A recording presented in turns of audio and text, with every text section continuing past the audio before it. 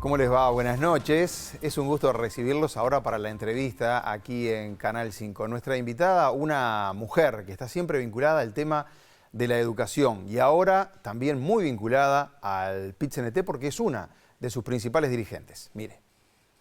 La maestra Elvia Marinelli Pereira Lucas es desde el fin de semana pasado la primera mujer que accede a la Secretaría General del PIT-CNT. Nació en Montevideo, hija de brasileños, padre carpintero y madre ama de casa. Se crió en Puntas de Manga, donde transitó la escuela y el liceo. Luego estudió en UTU, en la Facultad de Ciencias Económicas, y en el Instituto Nacional Docente, donde se formó como maestra. Posee un magíster en educación primaria y se especializó en educación inicial. Desarrolló gran parte de su carrera en Soriano, donde fue directora de un jardín de infantes, y por concurso accedió a la Inspección de Educación Inicial, cargo que ostenta en efectividad. Desde 2012 es la secretaria general de la Federación Uruguaya de Magisterio, Trabajadores de Enseñanza Primaria, en representación de la lista 27.3 Praxis. Elvia Pereira tiene 2 hijos y 2 nietos. Se considera amiga del expresidente del PIT-CNT y compañero dirigente de la FUNTEP, Fernando Pereira. Cuando ejercía el cargo de directora de un jardín de infantes, retornaba todos los días a dedo, desde su trabajo en Mercedes hasta su casa en Palmitas, a unos 40 kilómetros, ritual que mantuvo hasta que fue elegida secretaria general de su sindicato. Asegura que volvería a elegir ser maestra sin dudarlo, porque ama su profesión, aunque antes de empezar a estudiar le decían que se iba a morir de hambre. Bueno, sí, de maestro millonario, pocos, ¿no? Efectivamente. El maestro Tavares tenemos. Bueno, pero maestros de aula difícilmente difícil, por sí. ahí, pero con una gratificación que no pasa Muy por vocacional, ¿no? lo salarial. Sí, Claro. sí. Elvia, Para va a mí seguir sí. al frente, primero bienvenida. Muchas gracias. ¿Va a seguir al frente del gremio de los maestros ahora que está en la Secretaría General del PIT-CNT? Bueno, vamos a tener que hacer el esfuerzo de conjugar en las dos direcciones. En la Secretaría General de la Federación Uruguaya de Magisterio, bien lo decía en la presentación, ya hace un buen tiempo que estoy, hay un grupo conformado de compañeras y compañeros que van a sostener, por lo menos en principio, esta doble responsabilidad, por lo cual sí, voy a seguir. ¿Y sigue trabajando en primaria dando clases o como vi que era inspectora ya, directora? No, en realidad mi cargo está en Soriano, en el departamento de Soriano. Inspección es incompatible totalmente con una gran responsabilidad como la que tengo en la Secretaría General de la Federación. Bien, ¿qué espera ahora del PIT-CNT? ¿Va a haber más enfrentamiento con la administración del presidente Lacalle Pou, con esta nueva, digamos, cúpula que tiene la Central de los Trabajadores? Los enfrentamientos desde el PIT-CNT no se dan desde las cúpulas. No es desde ahí donde se dan las acciones. En realidad son consecuencia de las situaciones que se van sucediendo en los distintos gremios.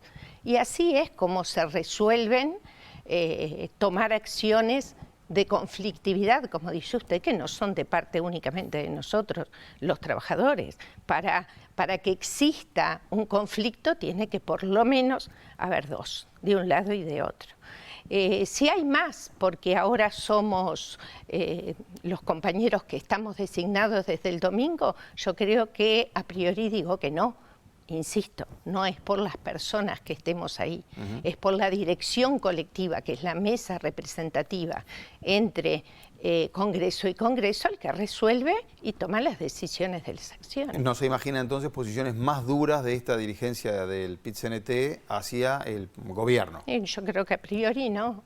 No, diálogos hay con el gobierno, búsqueda de entendimiento en algunas circunstancias también. Otra cosa es que lleguemos a los entendimientos, que no necesariamente tiene que ser, pero con este gobierno como los anteriores. A usted le va a tocar, por estar en la Secretaría General, es un cargo de mucho diálogo también, ¿no? ¿Se ve en esa posición porque tiene que hablar directamente ahora, por ejemplo, bueno, con todo el mundo tiene que hablar, legisladores, ministros? Sí, efectivamente, con los legisladores, no, obviamente no es lo mismo desde la Secretaría General de la FUM que desde el PIT-CNT, pero indudablemente he hablado con ministros, con diputados, con presidentes de la República, lo que me ha tocado y donde me ha tocado he estado, por lo cual sí me veo. Lo que le preguntaba si este PIT-CNT se plantea o se va a plantear con más firmeza, digamos, ante el gobierno del presidente Lacalle Pou, porque el otro día en el Congreso ustedes habían invitado a un dirigente argentino. A ver si podemos ver el tape del dirigente argentino Carlos Díaz, que lisa y llanamente planteó echar al doctor Lacalle Pou. Mire. El movimiento sindical argentino, los trabajadores y trabajadoras organizadas sindicalmente, venimos a este Congreso a decir que estamos a disposición para llevar adelante la campaña por el sí en la Argentina, para derogar los 135 artículos de la LUC, para organizar a los miles y miles de compañeros y compañeras, de hermanos y hermanas uruguayos, multiplicados por 20, para que vengan a votar el día que se realice el referéndum y echar a Lacalle Pou. Echar al presidente Lacalle Pou. ¿Está de acuerdo? Lo escuchó en primera fila. Por supuesto, no estaba en la primera fila porque estaba con mi estaba en el Congreso, le quiero decir. Pero estaba en el Congreso, efectivamente. Perdón, ¿está de acuerdo con lo que dijo de echar al presidente? No, por supuesto que no. No, bien. No creo que yo ni ninguna organización de trabajadores esté de acuerdo con esto. Ninguna, por lo menos no el PIT-CNT y no la Federación Bueno, Uruguaya del lo Magisterio. estaban aplaudiendo allí como veíamos en las imágenes.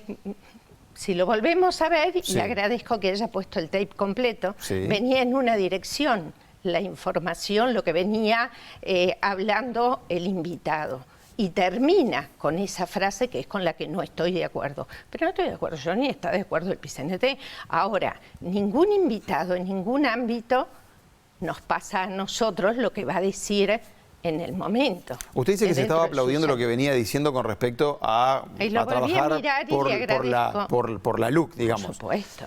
Y después se siguió clarísimo. aplaudiendo cuando dijo y hay que echar al presidente. Bueno, estabas en el fragor de eso que venía enardecido, pero no se aplaude el hecho de echar al presidente. Digo, eso me parece que no está en cuestión.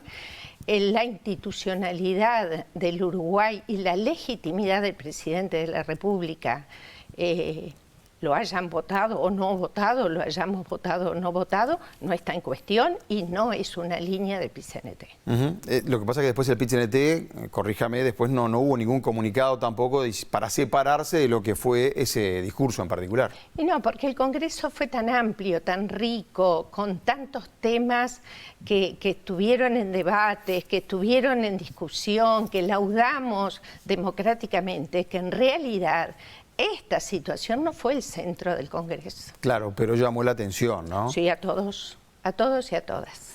A mí también, porque allí estaba. Elvia, ¿la LUC es votar a favor o en contra del gobierno? Al final del día, cuando se pasa a raya y 135 artículos cuestionados, pero al final del día se vota, estoy a favor del gobierno, estoy en contra del gobierno, ¿es como, va por ahí o no? No, yo creo que no va por ahí y en ningún ámbito donde hemos participado se ha discutido y se ha valorado de esa circunstancia, porque si no, otro tal vez hubiese sido la determinación de qué artículos derogar o cuáles. En realidad no es eso, el gobierno sí o el gobierno no. Es claramente contra una ley que la mayoría de la población no conocíamos, inclusive hasta el día de hoy me animo a decir que se desconoce, que si usted mismo me apura en algunos artículos seguramente no tenga el conocimiento profundo que se necesita, porque es tan inmenso, es tan grande esta ley, con tantos artículos que no se discutieron, que no se supieron, sino hay que pensar de qué forma hoy el gobierno, que sí defiende esta ley, tiene que salir a dar argumentos de ella. Si ya se conoció antes. Bueno, es lógico que tenga que salir a campaña, defender la ley ahora. Bueno, a ver, la está poniendo en conocimiento de la población y además defendiéndola. ¿Cómo está viendo la campaña en este momento, los del sí y los del no? Nosotros hicimos una campaña muy pura, y permítame el término, muy pura porque siempre fuimos frontales, fuimos a conversar con la gente, cuando pedíamos las firmas, cuando le dijimos de esto, mira, de esto no sabemos tanto, pero sí, en el caso nuestro, de educación, me puedo sentar y contarte, te puedo hablar. Que es uno de los capítulos esto. Más grandes de la educación. Justamente, es uno de los capítulos. La seguridad también, son muchos artículos. Además, es un cambio muy profundo, es estructural en educación, es un cambio estructural. Ahora, la senadora Graciela Bianchi, del Partido Nacional, presenta una denuncia ante la Corte Electoral diciendo que el spot publicitario del sí, digamos, está mintiendo o no está diciendo toda la verdad, por ser un poco más académico. Si me permite un segundo, tenemos un tape allí para mostrarle a usted y después lo comentamos. No voy a mentir para sacar un voto más. No voy a transformar esto en un plebiscito al gobierno, sino en un debate hacia una parte de una ley. No voy a dejar que privatices la escuela pública a la que van mis hijos, ni que un político decida más sobre su educación que su maestra.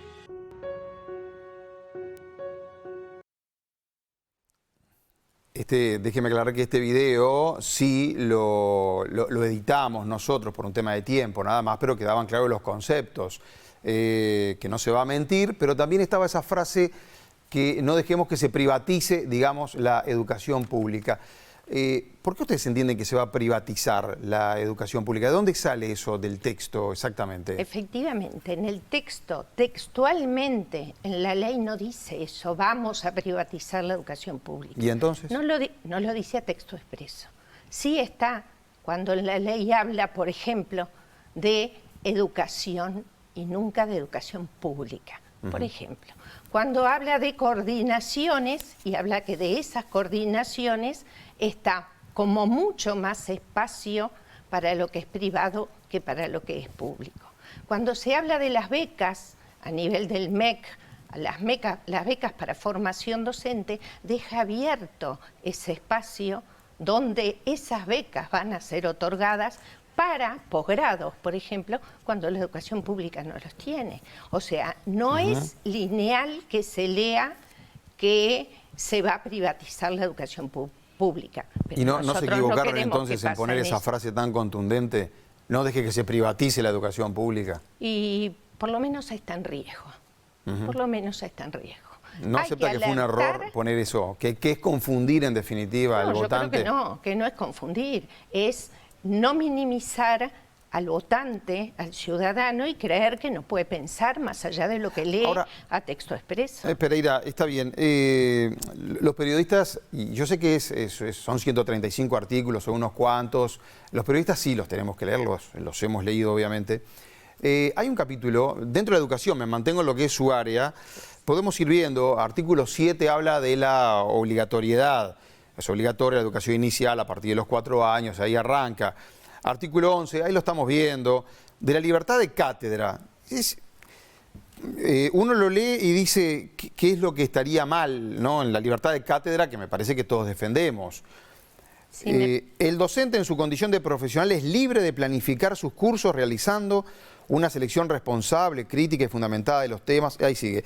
Asimismo, los educandos, o sea, los estudiantes, los que reciben la información de los profesores, los educandos tienen la libertad y el derecho de acceder a todas las fuentes de información y de cultura, y el docente el deber de ponerlas a su alcance con un criterio de amplitud, de ecuanimidad y balance de puntos de vista que permita a los educandos ejercer su libertad y formarse su propio juicio.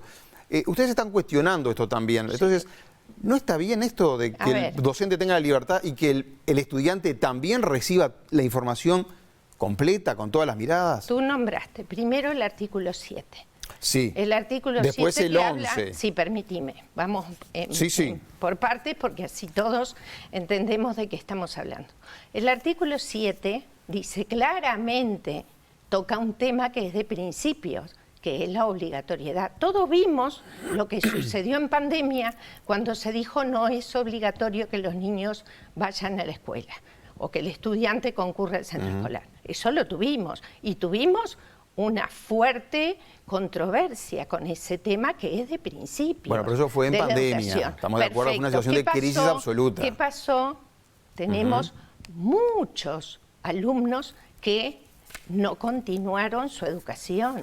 Entonces, la obligatoriedad de la educación tiene que seguir estando como principio rector. Después vamos al artículo... La obligatoriedad estaba, suelo aclarar que lo que se varió fue el tema de la presencialidad por el tema del virus. La obligatoriedad de seguir estudiando estaba, porque no podemos confundir obligatoriedad con presencialidad. Eso después, a ver si, por suerte, los hechos se pueden confirmar, porque hay documentos al respecto. Era no obligatoriedad. Después entonces hubo un giro y es esto que tú dices y estoy de acuerdo. Pero Pereira, entendemos que es porque una situación de un virus que podía... Está colocado ahí, está bien, en el artículo 7, ¿no? Sí, sí. Está colocado ahí. Después fuimos al artículo 11, que es el que tú dices, libertad de cátedra. Pero tú lees, nosotros y los vecinos, los ciudadanos leen, y más adelante leen que los centros educativos van a tener la posibilidad de, estando de acuerdo con un proyecto de centro, elegir a sus propios docentes. A ver si me explico. Nosotros llegamos a los cargos por concurso.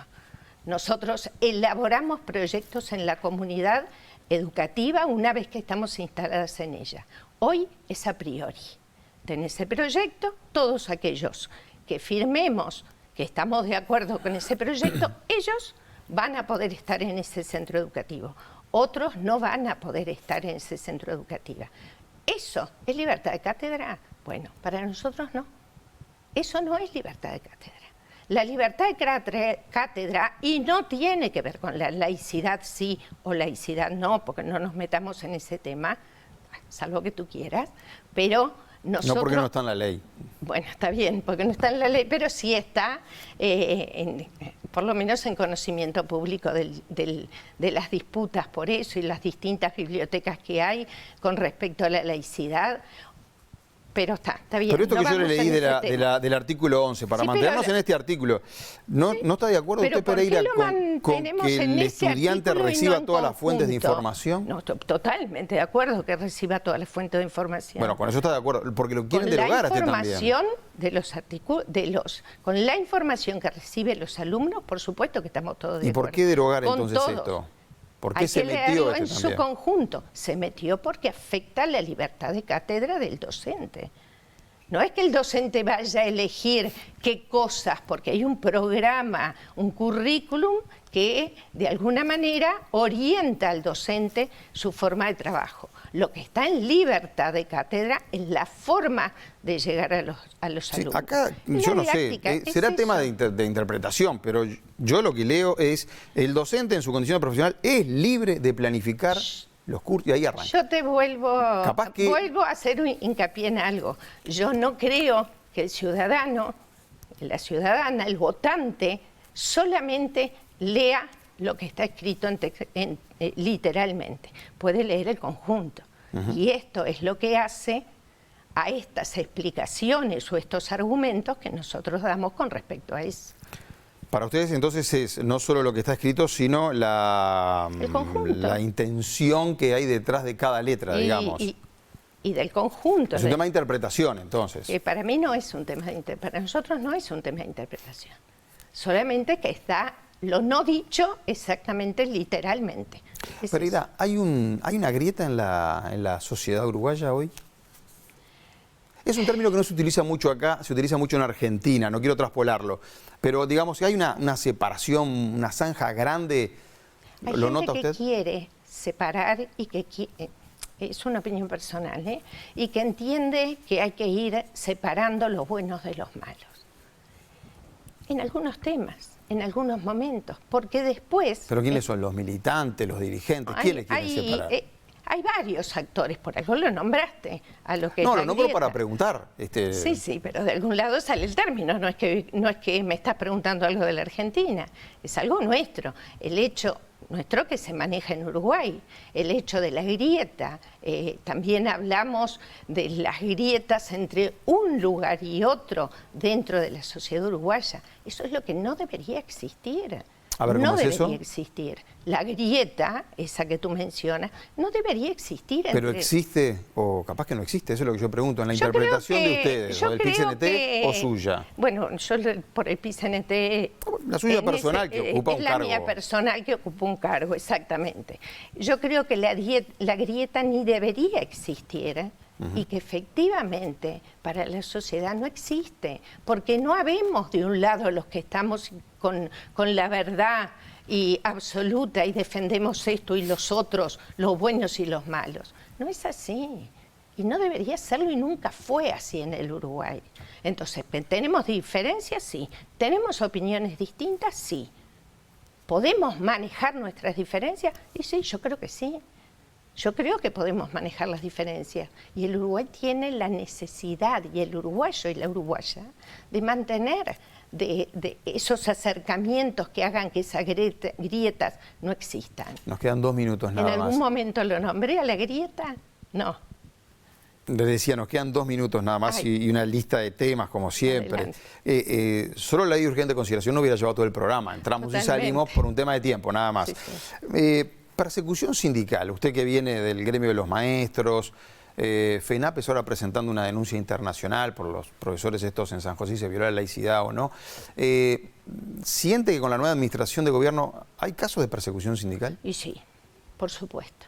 Por supuesto, no solo que se siente, y eso sí, estoy hablando en nombre de la Federación Uruguaya del Magisterio, no que se sienta la persecución sindical adentro de las escuelas propiamente dichas, pero algo que no existía, o que no, por lo menos no estaba visible, hoy se está visibilizando. ¿Cómo qué me dice Mucho usted? más. ¿Dónde se ve la persecución sindical? Mucho más en el ámbito de media que en el de primaria, quiero decirlo claramente, porque una declaración que fue pública de la Federación respaldando a los compañeros de San José, que se tomaron una fotografía sin alumnos adentro de un centro escolar, y hoy están, por lo menos 2, ya notificados de una posible destitución. Y Hay eran sumarios dirigentes. allí y todo lo demás. Y eran dirigentes sindicales. Eran, Pero está bien que se tomaran esa foto dentro del liceo, no veo que esté mal, ¿eh? haciendo proselitismo político estamos ¿Cuál hablando, es el ¿no? proselitismo que hacen si no hay nadie? La foto después usted sabe que se viraliza. Está ¿no? bien, No y es tiene que ver no es con que el cuántos lugar había donde ahí. estás. ¿Cuántos sabíamos que ese lugar era dentro del liceo? ¿Cuántos? ¿Qué había en esa foto, que además la vimos todos, por todos lados, que decía que era dentro de un local escolar? O, perdón, liceal. Nadie.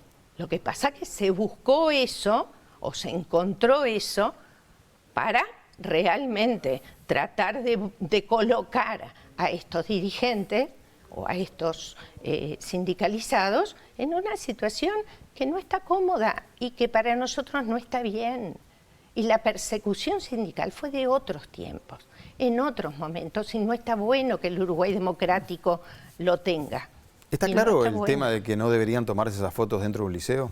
Con un cartel que diga vote esto, vote lo otro, para el lado que sea, ¿me entiende el cartel? El asunto es, ¿está bien sacar ese tipo de fotos dentro del liceo por lo de la laicidad? Yo le voy a poner un ejemplo que capaz que no es conocido, tal vez por ti sí, pero por la audiencia no. Hace pocos días, hace menos de 2 semanas, tuvimos una gran campaña electoral por los 2 cargos de Codicen, de representación docente en Sí. Codicen, que nos dejó la LUC, porque los otros los perdimos, los sacaron, por los 2 de Codicen. Compitieron por esos cargos y las listas más votadas fueron las de ustedes. digamos. Exacto, Bien. pero no iba a ese punto, A ver. que está bien que lo haya señalado. Entramos con autorización adentro de los locales escolares. El Codicen de la ANEP autoriza a las delegaciones de las 2 lemas que competían en ese momento a entrar en los locales escolares, liceales, formación docente. ¿Hubo algún inconveniente? No, estábamos haciendo proselitismo. Ahí tenían autorización. Sí, el proselitismo es si hay No, autorización o pregunto, si no. ahí tenían autorización. Sí, claro. Yo no estoy Entonces, afirmando, le no, pregunto. no, Ahí sí, tenían autorización sí, para sí, entrar totalmente. a explicar los argumentos de un Pedimos candidato y del otro candidato. autorización, se solicitó la autorización y se nos otorgó a todos por igual.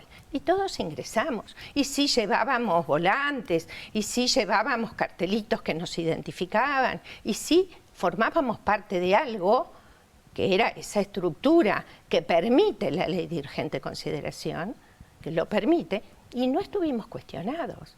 Y no salimos 1, 2 o 13 compañeros en una foto. Anduvimos por todo el país, por